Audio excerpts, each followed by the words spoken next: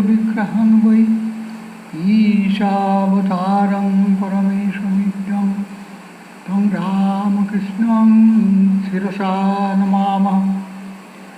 ॐ जननीं शारदां देवीं रामकृष्णं जगद्गुरुं पादपद्मे त्वयित्वा प्रणमामि मुहुर्मुहुः। ॐ नमः श्रीज्योतिराजाय विवेकानन्दरूपिणे उपास्तु निद्रावृक्षेण कारितस्मै च मङ्गलम्। नमो श्रीज्योतिराजाय विवेकानन्दसूरये सच्चे सुखस्वरूपाय स्वामिने तापहारिणे।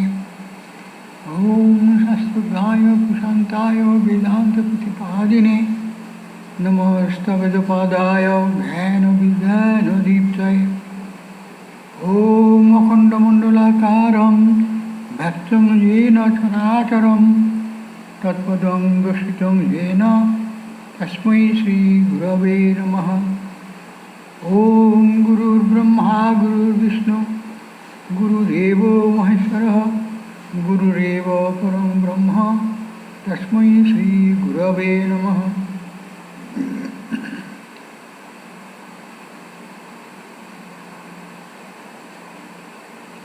स्वामी अवधूत महाराजेर বক্তৃতায় ভগবদ্গীতার দিব্যবাণী আমাদের এই আলোচনা চলছে। এই অধ্যায়ে তিনি আলোচনা করেছেন ভগবদ্গীতার দ্বাদশ অধ্যায়ে অর্থাৎ ভক্তিযোগের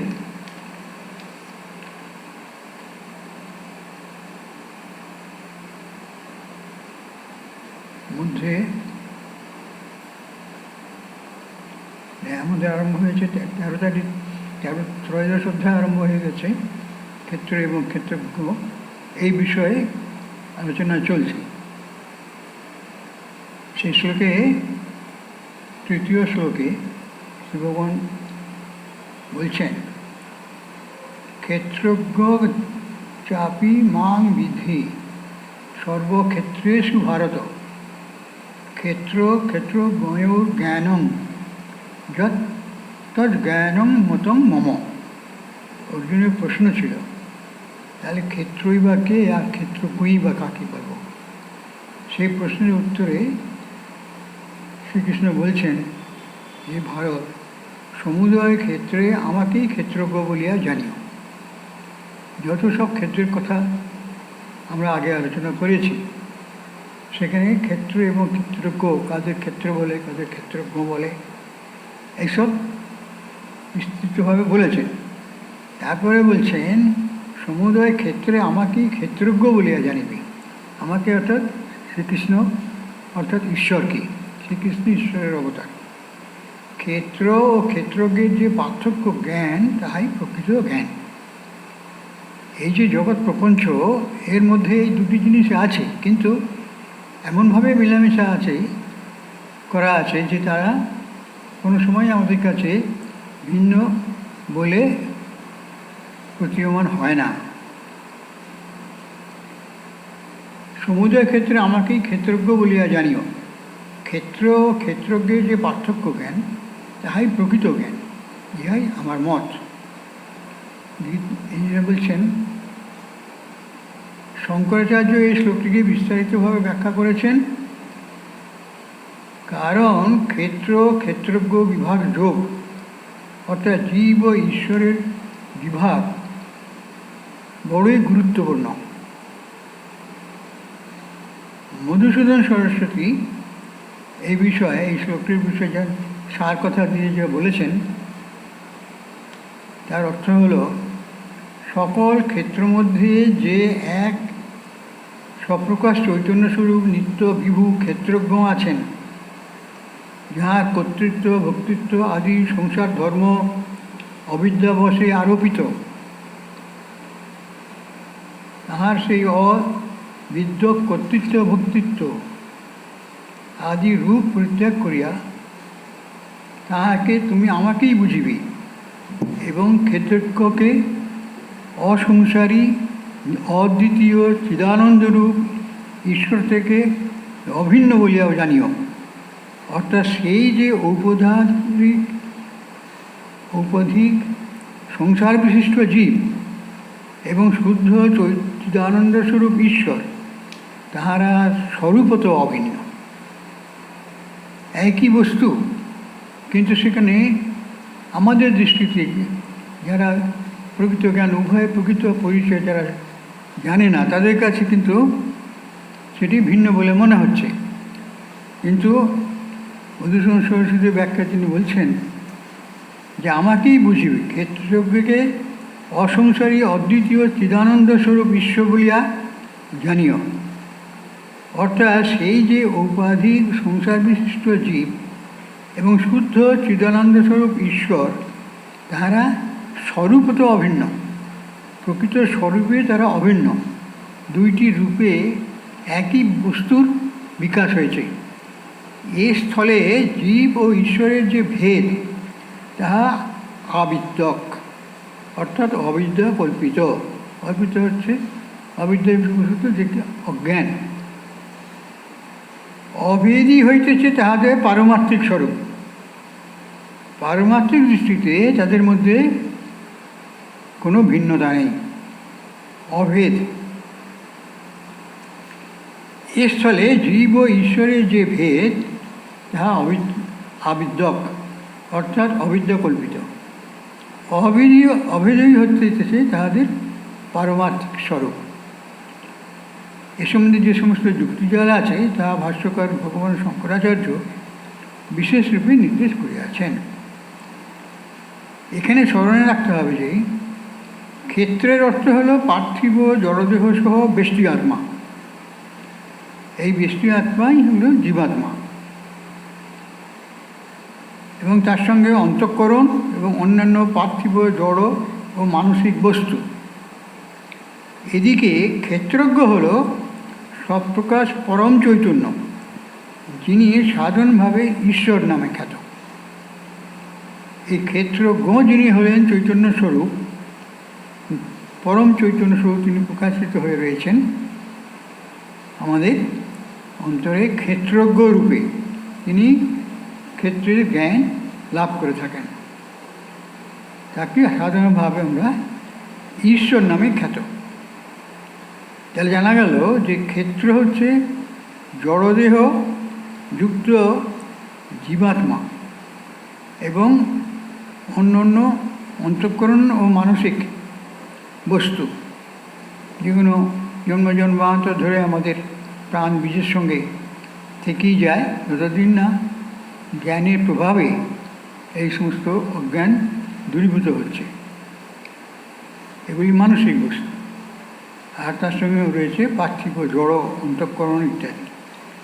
আর ক্ষেত্রজ্ঞ হল সপ্রকাশ পরম চৈতন্য, যিনি সাধারণভাবে ঈশ্বর নামে খ্যাত।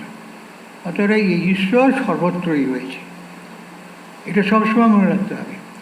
আর বাকি বিভিন্ন তার রূপ, কার্যকরণ ইত্যাদি সব রয়েছে কোনোটা জীবাত্মাতে, কিন্তু পরমাত্মা রূপ যে ব্রহ্মচৈতন্য, তা কিন্তু সব প্রকাশিত হয়ে থাকে এই জীবাত্মাকে অবলম্বন করে।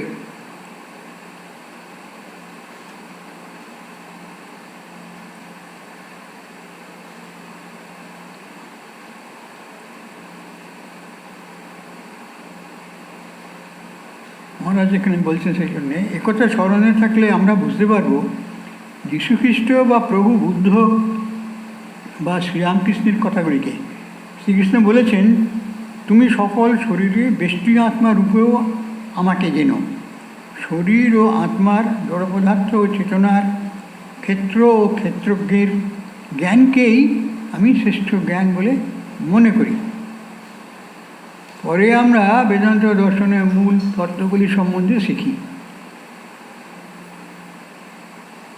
মহারাজ বলছেন, প্রভু বলেছেন, সকল শরীরের প্রত্যেকটি অন্তরস্থ ব্যষ্টি আত্মা বা জীবাত্মা রূপে তুমি আমাকে জানবে।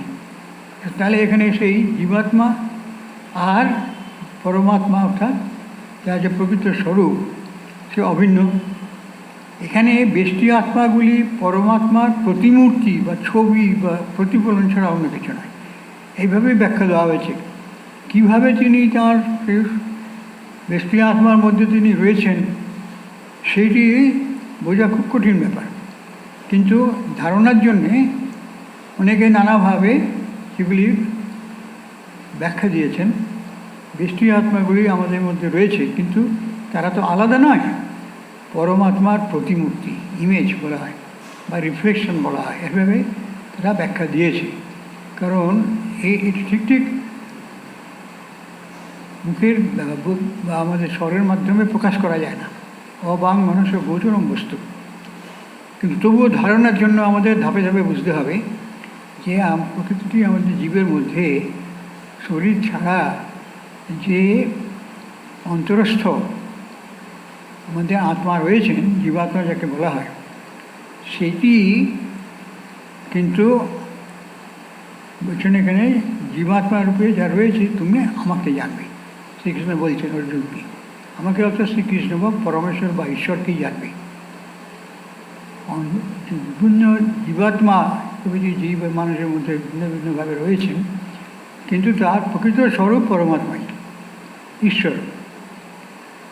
এখানে ব্যষ্টি আত্মাগুলি পরমাত্মার প্রতিমূর্তি বা ছবি বা প্রতিফলন ছাড়া অন্য কিছু নয়। ভিন্ন ভিন্ন দার্শনিকরা ভিন্ন ভিন্নভাবে সেগুলিকে ব্যাখ্যা দিয়েছেন। এই কথা যেন আমরা না ভুলি। ক্রমে ক্রমে আমরা বুঝব প্রতিফলন বা প্রতিমূর্তি বা প্রতিচ্ছবির অর্থ কী। কিন্তু সর্বপ্রথমে আমাদের জানতে হবে যে আমাদের চৈতন্য সত্তা ও পরম চৈতন্য সত্তা পরস্পর সম্পর্কযুক্ত। এইটুকু জানতে হবে অন্তত, যে আমাদের জীবাত্মা আর পরমাত্মা অর্থাৎ ঈশ্বরের মধ্যে একটা গাঢ় সম্পর্ক রয়েছে। অখণ্ড বা বিশ্ব চৈতন্য সত্তাই হলেন ঈশ্বর। আর প্রভু বলেছেন, অর্থাৎ শ্রীকৃষ্ণ বলেছেন বলে মহারাজ বলছেন, শরীর ও আত্মার জড় পদার্থ ও চৈতন্যের পার্থক্য জ্ঞানই শ্রেষ্ঠ জ্ঞান, ইহাই আমার মত। এবং এই থেকে আমরা বুঝি যে জড় পদার্থ ও চৈতন্যের পার্থক্য জ্ঞান থেকে শ্রেষ্ঠ জ্ঞান অন্য কিছু থাকতে পারে না। এই নিয়ে সমস্ত বিশ্ব ব্রহ্মাণ্ড। অন্য সব জ্ঞান এই পরম জ্ঞানের থেকে সৃষ্ট। এই পরম জ্ঞানই শ্রেষ্ঠ জ্ঞান। তিনি জ্ঞানী ব্যক্তি যিনি ওই পার্থক্য বুঝেছেন, ঈশ্বরের সঙ্গে জীবের যে পার্থক্য কোথায়। একটি অখণ্ড সত্তা, একটি খণ্ড সত্তা। অখণ্ড সত্তাই যে ঈশ্বর। খণ্ড সত্তার মধ্যে তাকে জীবাত্মার নাম দেওয়া হয়, তার থেকে ভিন্ন নয়, কিন্তু বোঝার জন্য বলা হয়েছে জীবাত্মা, কিন্তু সেই জীবাত্মা পরমাত্মারই একটা প্রকাশ। তাই বলছেন অন্য সব জ্ঞান এই পরম জ্ঞানের থেকে সৃষ্ট। এই পরম জ্ঞানই শ্রেষ্ঠ জ্ঞান। তিনি জ্ঞানী ব্যক্তি যিনি ওই পার্থক্য বুঝেছেন। যিনি বোঝেননি যিনি সাধারণ মানব, তিনি ব্রহ্মানুভূতি লাভের বা পূর্ণতা প্রাপ্তের যোগ্য হননি। অর্থাৎ পূর্ণতা প্রাপ্ত হলে সর্বত্র যে এক অদ্বিতীয় ব্রহ্মই একমাত্র আছেন, একমে বা দ্বিতীয়ম বেদান্তের ভাষায়, সেটি তখন বোঝা যায়। কিন্তু যিনি বোঝেননি তিনি তখনও সাধারণ মানব, তিনি ব্রহ্মানুভূতি লাভের বা পূর্ণতা প্রাপ্তের যোগ্য হননি। তাই বলছি এখানে নানা প্রশ্ন জাগে। ঈশ্বরের সঙ্গে জীবাত্মার একীভূত হওয়া কি সম্ভব? আমরা নানা অভিজ্ঞতার ভেতর দিয়ে চলেছি, যেমন যন্ত্রণা, দুঃখ, কষ্ট ইত্যাদি, এবং ক্রমে উন্নতি করছি বুদ্ধি, বোধশক্তি প্রভৃতির ক্ষেত্রে। প্রশ্ন হতে পারে কী করে সম্ভব হয় আমাদের ঈশ্বরের সঙ্গে একীভূত হওয়া, অথবা ঈশ্বরের মারমাত্মার সারভূত হওয়া, অথবা ঈশ্বরের জীবাত্মা রূপে প্রতীয়মান হওয়া। যারা উপলব্ধি করেছেন তারা তো বলছেন একই বস্তু, কিন্তু সেটা কীভাবে হয়েছে সেটা বলা যায় না। তাই সমস্ত জ্ঞাতব্য বিষয়ের মধ্যে কঠিনতম হল কীভাবে সম্ভব হয় ঈশ্বরের ব্যষ্টি আত্মারূপে প্রতীয়মান হওয়া, আর একই সঙ্গে ব্যষ্টি আত্মার পক্ষে জন্মাদি বিভিন্ন অভিজ্ঞতার মাধ্যমে অগ্রসর হওয়া। এটি হলো গভীরতম রহস্যের মধ্যে একটি। যতক্ষণ না সেই গভীরতম রহস্যে ভেদ করতে পারা যাচ্ছে সাধনার দ্বারা, জ্ঞানের উন্নত অবস্থা ছাড়া সেটি সম্ভব নয়। তাই আমাদের অবশ্যই সর্বশক্তি দিয়ে চেষ্টা করতে হবে এর একটা সঠিক সমাধান খুঁজে বার করবার জন্য। যেটা মুনি ঋষিরা আমল থেকে বর্তমান যুগ পর্যন্ত বিভিন্ন দার্শনিকরা বা চিন্তাশীল মানুষরা যারা এই পারমার্থিক সত্তার স্বরূপ নিয়ে চর্চা আলোচনা করে থাকেন, তাদের এই সমাধান বার করবার জন্য তারা যেসব উক্তি দিয়েছেন, যেসব পথের সন্ধান দিয়েছেন, সেইগুলিকে আমরা বলি বিভিন্ন ধর্ম। বিভিন্ন জাতি বা বিভিন্ন সম্প্রদায়ের মানুষের মধ্যে দিয়ে সেই জ্ঞান যখন তারা লাভ করছে, তখন সেই তার ভিন্ন ভিন্ন সম্প্রদায়ের নামেতে নাম হচ্ছে। অর্থাৎ খ্রিস্টদের মধ্যে খ্রিস্ট ধর্ম, মুসলিমদের মধ্যে মুসলিম ধর্ম, হিন্দুদের মধ্যে হিন্দু ধর্ম, এরকম নাম দেওয়া হচ্ছে। তাই বলছেন স্বামী অভেদানন্দ মহারাজ যে ধর্মগুলি সব হলো এই রহস্যের সমাধানকল্পে বিভিন্ন ধরনের চেষ্টা। পৃথিবীর বিভিন্ন প্রান্তে যে সমস্ত মানুষ রয়েছেন, যারা এইসব বিষয়ে চিন্তা ভাবনা করছেন, যে জীবনে জ্ঞান লাভ করবার জন্য আপ্রাণ চেষ্টা করছেন, তা তো বিভিন্ন দেশের বিভিন্ন মানুষ তাদের মতামত অনুযায়ী তাদের ধর্ম আলাদা করে বলা হয়। তাই বলছেন ধর্মগুলি সব হলো এই রহস্যের সমাধানকল্পে বিভিন্ন ধরনের চেষ্টা, সেইটিই ধর্ম। যার দ্বারা এই মুনি ঋষিরা এবং জ্ঞানী মানুষরা সেই যে ঈশ্বরের সম্পর্ক আমাদের জীবাত্মার সঙ্গে এবং সেই সম্পর্কীয় যত কিছু প্রশ্ন সেসবের সমাধান করে গেছেন নিজের জীবনের অনুভূতি দিয়ে, সাধন সিদ্ধি দিয়ে, সেইগুলি তারা হচ্ছে সেই একই লক্ষ্যে পৌঁছবার বিভিন্ন চেষ্টা।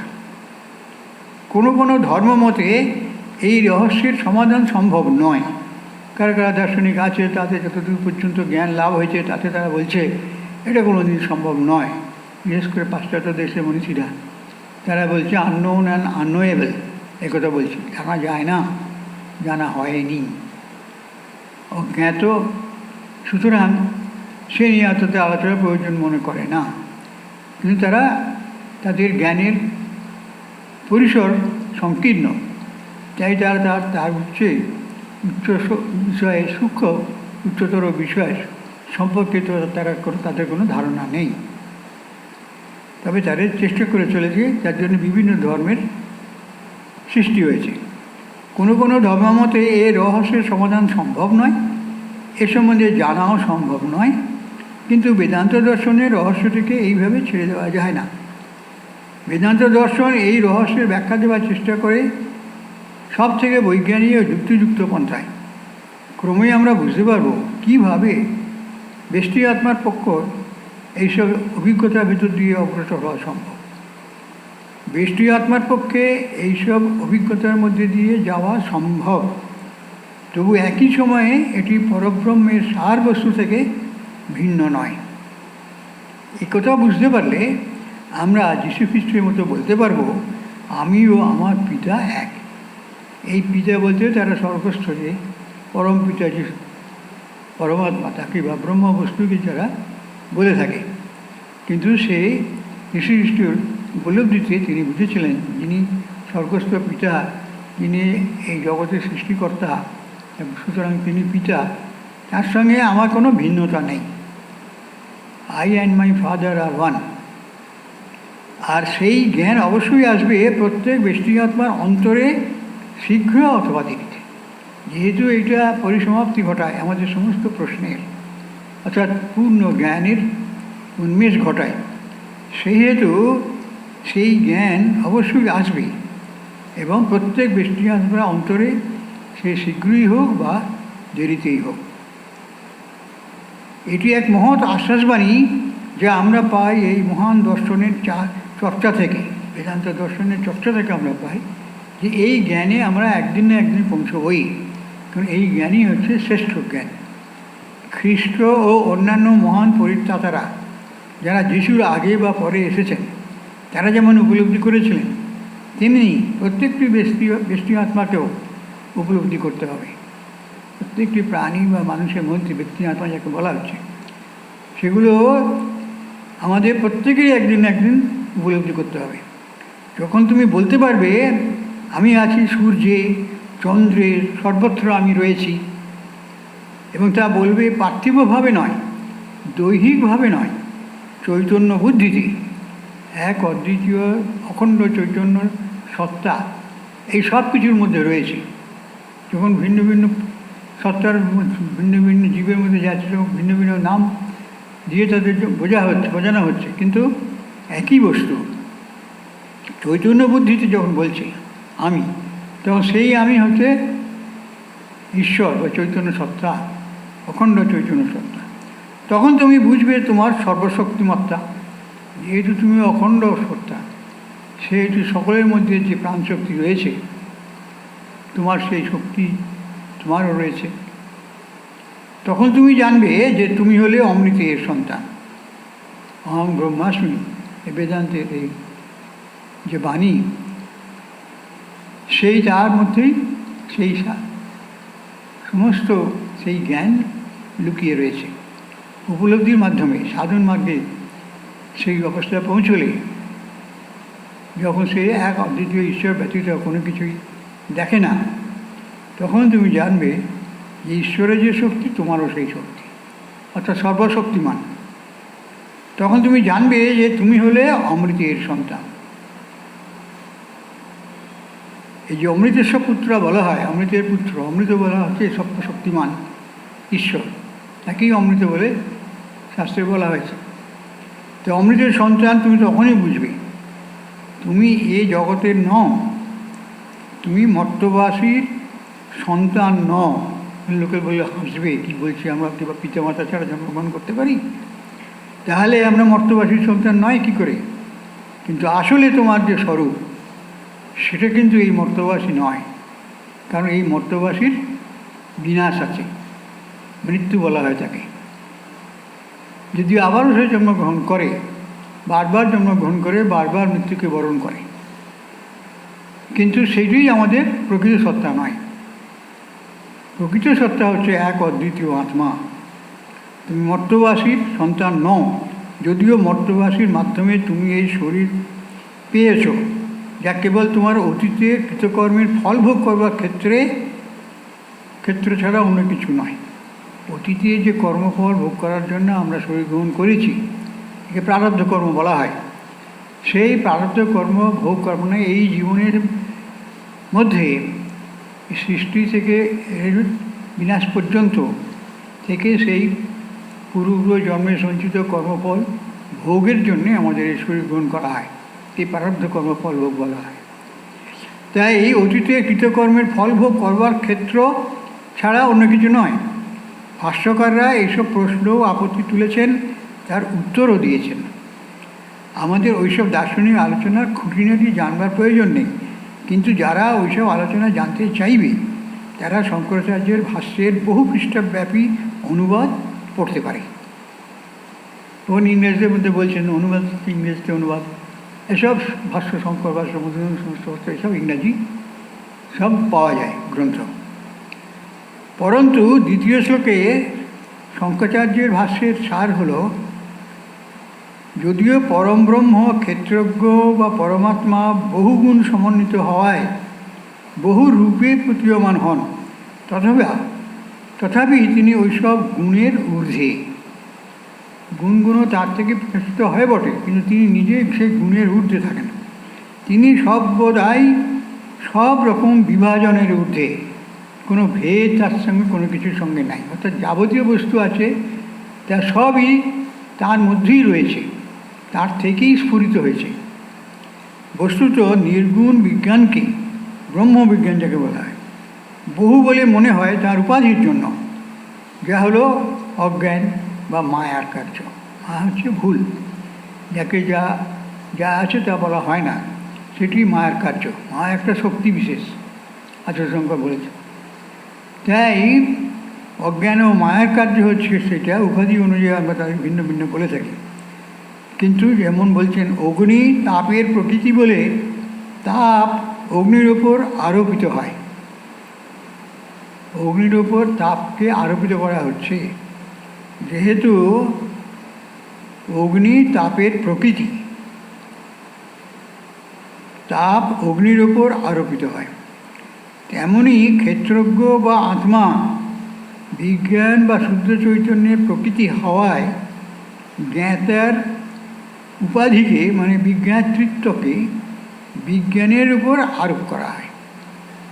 বিজ্ঞানের মানে যেটি লক্ষ্যবস্তু তার গুণাবলীর প্রকাশের জন্যে সেই গুণটা তাতে আরোপিত হয়, যদিও সেটা সে নয়, কিন্তু তার প্রকৃতি একটা গুণ বিশেষ। তাই কিন্তু বস্তুতপক্ষে ক্ষেত্রজ্ঞ বা বিজ্ঞান জ্ঞাতার বৈশিষ্ট্যে বা গুণে ভূষিত হন।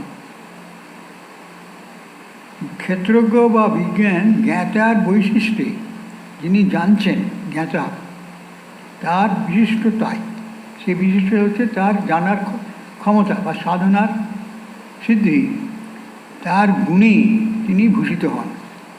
পরন্তু তা হল বিজ্ঞান বা চৈতন্য স্বরূপ।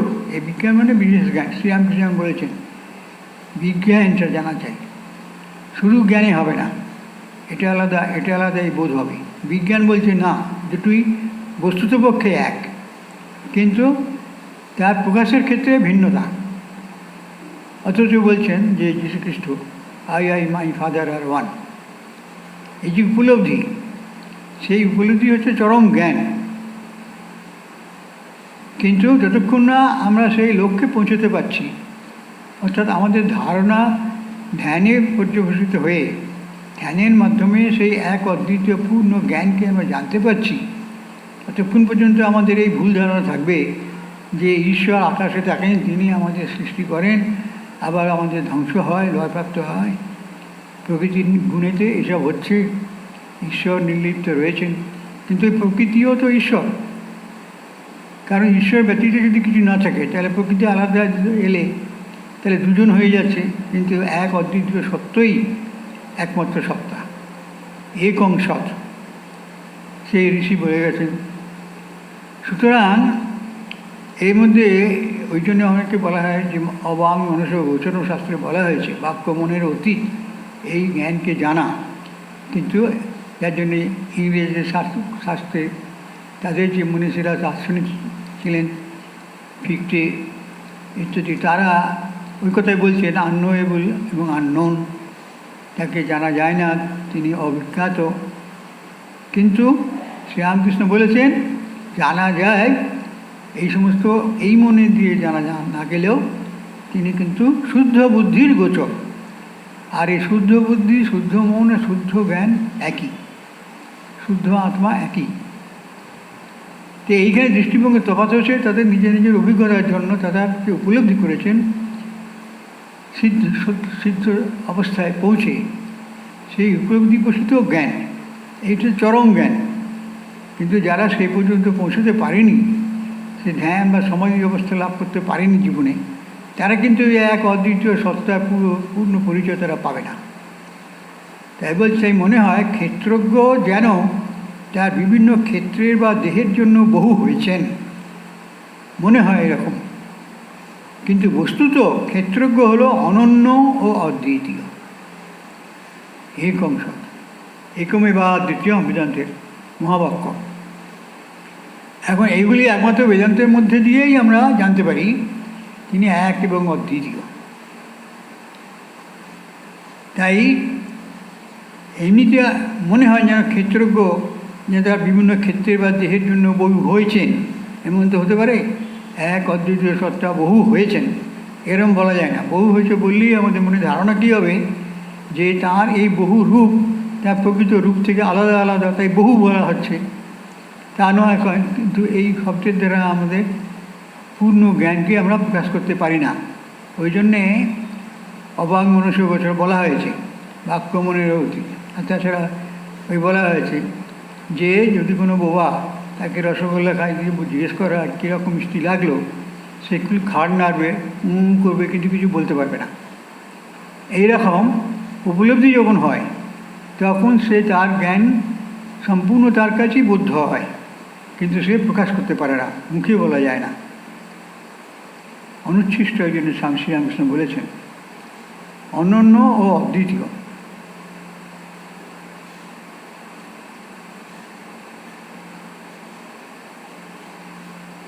তারপর বলছেন, শ্রীকৃষ্ণ বলছেন, আমার কাছে শুনে নাও, ক্ষেত্র কি, তার প্রকৃতি কীরূপ, আমাদের কীরূপ পরিবর্তন হতে পারে, তার কারণ কি, সেগুলি কত রকম, সচেতন আত্মার স্বরূপ কি, তার কি শক্তি, এইসবই জানবার ইচ্ছা মানুষের মনে জাগে। তাই সেগুলো শ্রীকৃষ্ণ বলছেন অর্জুনকে, তুমি আমার কাছ থেকে জেনে নাও, আমি বলছি তোমাকে। কারণ তিনি যে সর্ববেত্তা হয়ে বসে আছেন, সমস্ত জ্ঞানের তিনি অধিকারী।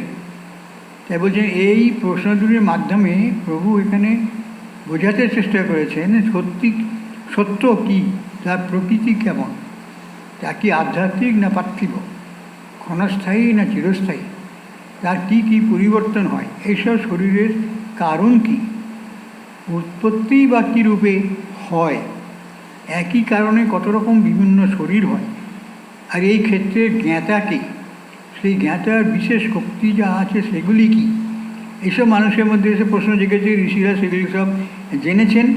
তাই বলছেন, ঋষিরা এই সত্য নানাভাবে শিখিয়েছিলেন, আর তার বিবরণ আছে নানা স্তোত্রে এবং বেদান্ত সূত্রের বিভিন্ন অধ্যায়ে।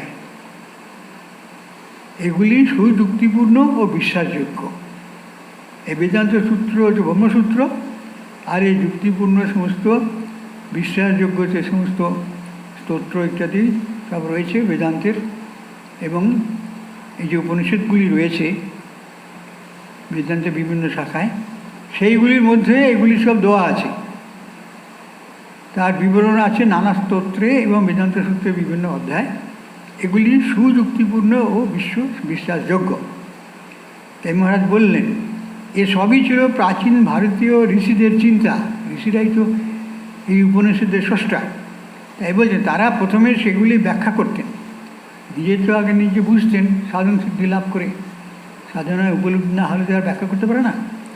তাই তারা প্রথমে সেগুলি ব্যাখ্যা করতেন। এইসব রহস্যের প্রকৃত সমাধান কী হতে পারে সেই বিষয়ে তারা অনুসন্ধান করতেন। তাদেরই চেষ্টার ফলে তাদের মনে স্বতঃস্ফূর্তভাবে এইসব প্রশ্ন জেগেছিল। যখনই একটা প্রশ্ন সমাধান হয়ে যায়, সঙ্গে সঙ্গে আরেকটি প্রশ্ন মনে তখন এসে যায়। জ্ঞানের পরিসীমা তো অনন্ত। তাই কত কত জ্ঞানের বিষয় রয়েছে, পরবর্তীকালে বোঝা যায়। প্রথম প্রথম সব বোঝা যায় না, কিন্তু পরবর্তীকালে আবার নতুন নতুন প্রশ্ন জেগে ওঠে। তখন সেগুলি আবার সমাধান লাভ করবার জন্য সাধন করতে হয়। সেই সাধনা সিদ্ধি লাভ করলে তখন তার প্রতি তার বিশেষ ধারণা জন্মায়। এই সবই ছিল প্রাচীন ভারতের ঋষিদের চিন্তা। তারা প্রথমে সেগুলি ব্যাখ্যা করতেন। এইসব রহস্যের প্রকৃত সমাধান কী হতে পারে সে বিষয়ে তারা অনুসন্ধান করতেন। তাঁদেরই চেষ্টার ফলে তাদের মনে স্বতঃস্ফূর্তভাবে এইসব প্রশ্ন জেগেছিল।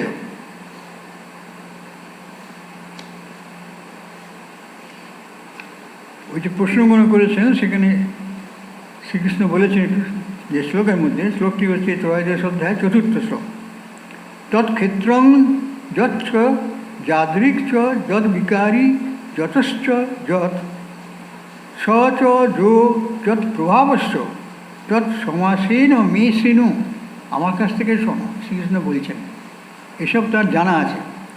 তাই তিনি বলছেন, এই যে ক্ষেত্রের বা যে ক্ষেত্রের অধিকারী যারা, এইসব বিষয়ে যা কিছু প্রশ্ন, সেসব সমাধান আমরা পেয়েছি, আমার কাছে সেগুলো তুমি শোনো।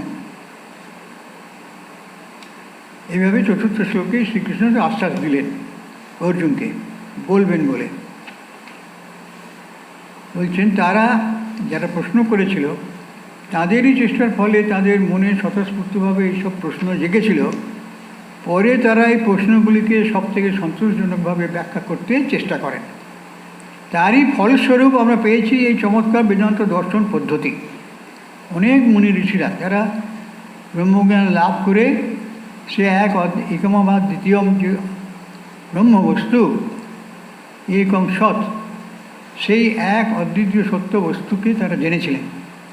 জেনে তারা বিভিন্ন পদ্ধতিতে সেগুলি প্রকাশ করে গেছেন। তাই বেদান্ত দর্শন ও বেদান্ত ধর্মের কোনো প্রতিষ্ঠাতা নেই। এইখানে মহারাজ আমাদের সতর্ক করে দিয়েছেন যে বেদান্ত দর্শন ও বেদান্ত ধর্ম এই দুটি কিন্তু আলাদা বস্তু। আদর্শের উপরেই প্রতিষ্ঠিত হয় ধর্ম, এটা ঠিক। তাই বেদান্ত দর্শন একটা থিওরিটিক্যাল ব্যাপার, আর বেদান্ত ধর্ম হচ্ছে প্র্যাকটিক্যাল ব্যাপার। আমরা যখন বেদান্ত দর্শনের কথা বলি তখন নানা সূত্র, ব্যাখ্যা, ভাষ্য এইসব কথা বলি, কিন্তু যখন সেটা আমাদের জীবনে কিভাবে আমরা খাটাবো, কীভাবে আমরা সেই পথে হাঁটবো, এইসব দিকে যখন আমাদের চর্চা আলোচনা হয় তখন তাকে বলা হয় বেদান্ত ধর্ম, অর্থাৎ আমাদের দৈনন্দিন জীবনে বেদান্তের দর্শনকে প্রকাশ করে তোলা, বেদান্ত দর্শন অনুযায়ী জীবন যাপন করা, এটা বলে প্র্যাকটিক্যাল বেদান্ত। তো স্বামী বিবেকানন্দ বলেছেন, স্বামী অবদানন্দ এই সম্বন্ধে ব্যাখ্যা দিয়েছেন।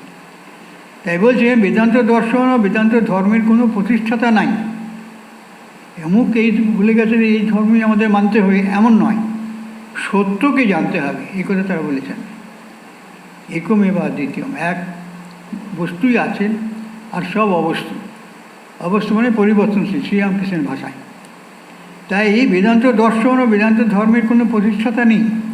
মহান ঋষিদের অবদানের ফলেই হাজার হাজার বৎসর যাবৎ এই চিন্তা, ধারণা, ধ্যান, ঋষিদের মধ্যে উপলব্ধি, প্রসূত যে জ্ঞান, সেই জ্ঞানের মাধ্যমে এগুলো পাওয়া গেছে। কোনো বিশেষ একজন ঋষি তিনি বলে গেছেন এমন সাধারণত পাওয়া যায় না। বেদান্ত দর্শন ও বেদান্ত ধর্মের কোনো প্রতিষ্ঠাতা নেই। মহান ঋষিদের অবদানের ফলেই গড়ে উঠেছে এই বেদান্ত দর্শন। বাহ্য জগতে প্রকৃতির স্বরূপ সন্ধান করতে গিয়ে এইসব গবেষক ও অনুসন্ধিৎসুরা আত্মার রহস্যের যথার্থ সমাধান খুঁজে পাওয়ার চেষ্টা করেন। বাহ্য জগতে খোঁজ করে যখন তারা কৃতকার্য হতে পারলেন না, তখন তারা তাদের দৃষ্টিকে অন্তর্দিকে ফিরিয়ে নিজ আত্মার পর্যালোচনা শুরু করেন। সেখানেই তারা প্রকৃত সমাধান আবিষ্কার করেন। এখানে স্বামী অমৃতানন্দ মহারাজ উন্নত আরও বিশদভাবে বলেছেন যে পাশ্চাত্য দেশের মানুষরা এই আগে যে ঋষিরা, ঋষি যুগে, বৈদিক যুগে এই সমস্ত মানুষ কিন্তু একই সম্প্রদায় বলে মনে হতো, মনুষ্য সম্প্রদায়। কিন্তু ওই দুটি ভাগ হয়ে গেল, যারা পার্থিব বিষয়ের দিক থেকে বিবেচনা করে সত্যকে জানবার চেষ্টা করলো, কিন্তু কোনো রকমভাবেই সেই সত্যের কাছে পৌঁছতে পারলো না। তো এই বলে দিল না, এগুলো হয় না, এগুলো নেই, জানা যায় না, জানা নেই ইত্যাদি। আর কিছু লোক তারা ধৈর্য সহকারে একের পর এক উপলব্ধি সমাধির মাধ্যমে সেই পূর্ণ জ্ঞান লাভ করে বললেন আমি জানি, আমি বলছি তাই শোনো তোমরা। তাই তখন বললেন, তখন তারা তাদের দৃষ্টিকে অন্তর্দিকে ফিরিয়ে নিজ আত্মার পর্যালোচনা শুরু করেন। সেখানেই তারা প্রকৃত সমাধান আবিষ্কার করেন। এই জন্য এই আবিষ্কার শব্দটা এখানে আসছে। আবিষ্কার করেন মানে যেটা ছিল সেটাকে জানা। আমাদের জানা ছিল না এই সমস্ত প্রাকৃতিক বিষয়গুলি, যেগুলি আমরা এখন জানছি, এই জন্য আবিষ্কার একে বলা হয়। আমরা জানি প্রাকৃতিক বাহ্যভাবে পর্যালোচনা করবার চেষ্টায় বর্তমানে বিজ্ঞানীরা ভিন্ন ভিন্ন সমাধানে পৌঁছেছে। যারা বাহ্যিক দিক থেকে বস্তু জগতের উপর রিসার্চ করে যারা সত্যকে জানতে চেয়েছে দূরবীনের মাধ্যমে, সেখানে তাকে পাওয়া যায়নি। এত সূক্ষ্মতম বস্তু এই চৈতন্য বা আত্মা, তাকে সেইভাবে বস্তুর মধ্যে কোনো সময় জানা যায়নি আজ পর্যন্ত। তাই তারা বলে দিয়েছেন যে বড় বড় তারা পাশ্চাত্যের দার্শনিকরা, যে এটা আননোন, জানা যায়নি, সুতরাং অবিজ্ঞাত, এতে জানা যাবে না। কিন্তু আমরা জানি প্রাকৃতিক বাহ্যভাবে পর্যালোচনা করবার চেষ্টায় বর্তমানে বিজ্ঞানীরা ভিন্ন ভিন্ন সমাধানে পৌঁছেছেন এবং তাদের অনেকেই সর্বাপেক্ষা প্রাথমিক রহস্যগুলির সমাধান সম্ভব নয় বলে ছেড়ে দিয়েছেন। প্রাথমিক দৃষ্টিতে তারা দেখছে রহস্যগুলিকে সমাধান করা সম্ভব নয়। ঠিকই বলেছেন, বস্তুজ্ঞানের ভেতর দিয়ে এই চরম সত্যের সন্ধান পাওয়া যাবে না। ক্ষুদ্র থেকে ক্ষুদ্রতম বস্তুর মধ্যেও তাদের দেখা যাবে না, জানা যাবে না। এই সমস্ত বস্তুর ঊর্ধ্বে এক অদ্বিতীয় নিত্য সত্তা আছে, চৈতন্য সত্তা তাকে বলা হয়, মহাশক্তিমান। সেই জন্যে তারা ওই পথে গেলেও কিন্তু তারা জানতে পারেনি এক অদ্বিতীয় সত্তাটা কী। তাই বলছেন তাদের অনেকেই সর্বাপেক্ষা প্রাথমিক রহস্যগুলির সমাধান সম্ভব নয় বলে তারা ছেড়ে দিয়েছেন। স্পেন্সার, হাক্সলি অথবা ডারউইনের মতো মস্তিষ্কগুলি, পাশ্চাত্য দার্শনিক যারা বা বিজ্ঞানী যারা ছিলেন, তাদের মস্তিষ্কগুলি পার্থিব জগৎকে পর্যালোচনা করে এবং ওই ক্ষেত্র সম্বন্ধে অনুসন্ধান চালিয়ে এবং এর উৎপত্তিস্থল সম্বন্ধে অনেক জ্ঞান সংগ্রহ করেও এইসব প্রশ্নের উত্তর দিতে পারেননি। ভারতীয় দার্শনিকরা, মুনি ঋষিরা ধ্যানের মাধ্যমে, সমাধির মাধ্যমে যে জ্ঞান লাভ করেছিলেন, সূক্ষ্মতর অত্যন্ত সূক্ষ্মতম বস্তু, সেটি এক অদ্বিতীয় সত্তা। কিন্তু বস্তুজ্ঞানী, বিজ্ঞানী যারা রয়েছেন বা দার্শনিক, তারা অনুমান করতে করতে গিয়ে শেষকালে দেখলেন যে এতে অনেক বস্তু রয়েছে, সুতরাং এক অদ্বিতীয় সত্য বলে কোনো বস্তু নেই, তারা এই কথা বললেন। কিন্তু এইসব প্রশ্নের মীমাংসার কি আর কোনো পথ নেই? আধুনিক বিজ্ঞানীরা বলবেন না, এই বিষয়টি অজ্ঞাত এবং অজ্ঞেয়, যেমন বলেছিলেন হারবার্ট স্পেন্সার, পরে ইমানুয়েল কান্ট। কিন্তু প্রাচীনকালে ভারতীয় ঋষিরা জগতের সম্মুখে ঘোষণা করেছিলেন যে বিষয়টি জানা সম্ভব এবং জানবার পথ বাহ্য প্রকৃতি পর্যালোচনার মাধ্যমে নয়, পরন্তু ব্যষ্টি আত্মার আন্তঃপ্রকৃতির পর্যালোচনার মাধ্যমে। অন্তরের মধ্যে আমাদের যে জীবাত্মা রয়েছেন ব্যক্তি আত্মা রূপে, তার পর্যালোচনা করা। ওই জন্য আমাদের আগে নিজেদের জানতে হবে, নিজেদের মধ্যে যে আমরা সেই পরমাত্মাকেই রয়েছি জীবাত্মা মনে করে, পরে জানবো যে এই জীবাত্মাই পরমাত্মা ছাড়া কিছু নয়। সেই জ্ঞান লাভ করার জন্য ব্যষ্টি আত্মার আন্তঃপ্রকৃতির পর্যালোচনার মাধ্যমে জানা যাবে। যখন আমরা দেখব এই ব্যষ্টি আত্মার মধ্যেই সে অনন্ত শক্তি নিহিত রয়েছে, সে কোথায় থেকে এলো,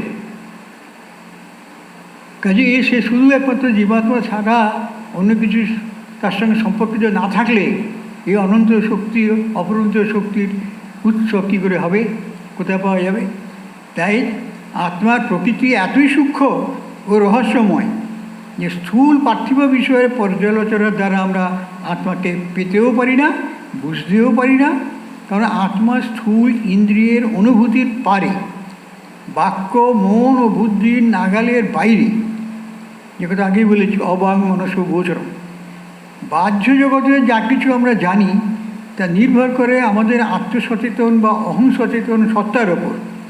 যা কিছু আমরা জানতে চেষ্টা করি তা আমরা জেনে থাকি আমাদের নিজেদের মাধ্যমে, আর আমরা নিজেদের বাইরে যেতে পারি না।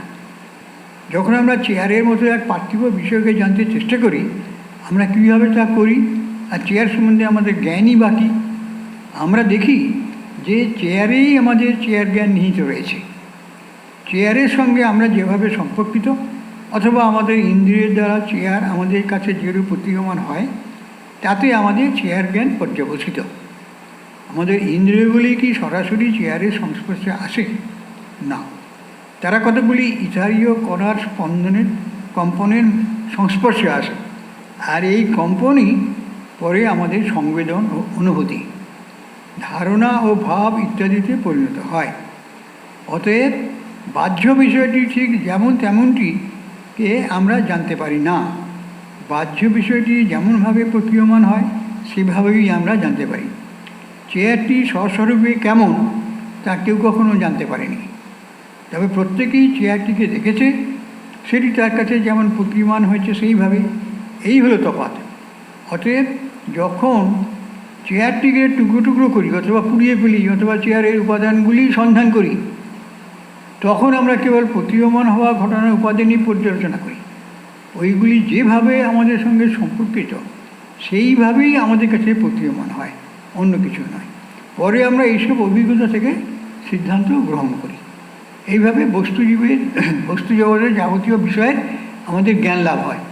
কিন্তু তার প্রকৃত স্বরূপ, যেমন চেয়ারের যে কাঠ যে বৃক্ষ থেকে হয়েছে, সেই বৃক্ষ তার প্রকৃত স্বরূপটা কী, ঈশ্বর যে কীভাবে তার সেই গাছের মধ্যে প্রাণরূপে বিরাজ করছেন, এইসব যে বিভিন্ন জ্ঞান, অন্তর্নিহিত জ্ঞান, এগুলি পেতে গেলে সূক্ষ্মতম অবস্থা মনের, অনন্ত শক্তি সম্পন্ন সেই মনের দ্বারা একমাত্র সমাধিতেই সেই পূর্ণ জ্ঞান লাভ করে যেতে পারে।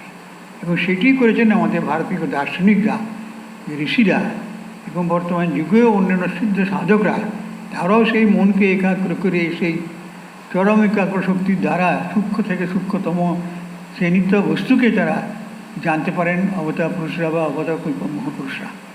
সেইভাবেই আমাদের এই দেশের সমস্ত অধ্যাত্ম শাস্ত্র তৈরি হয়েছে। তাই পরে আমরা এইসব অভিজ্ঞতা থেকে সিদ্ধান্ত গ্রহণ করি। আজকের আলোচনা আমরা এখানেই রাখছি। ওম পূর্ণমদঃ পূর্ণমিদং পূর্ণাৎ পূর্ণমুদচ্যতে পূর্ণস্য পূর্ণমাদায় পূর্ণমেবাবশিষ্যতে। ওম শান্তি ওম শান্তি ওম শান্তি। ওম শ্রীরামকৃষ্ণায় অর্পণমস্তু।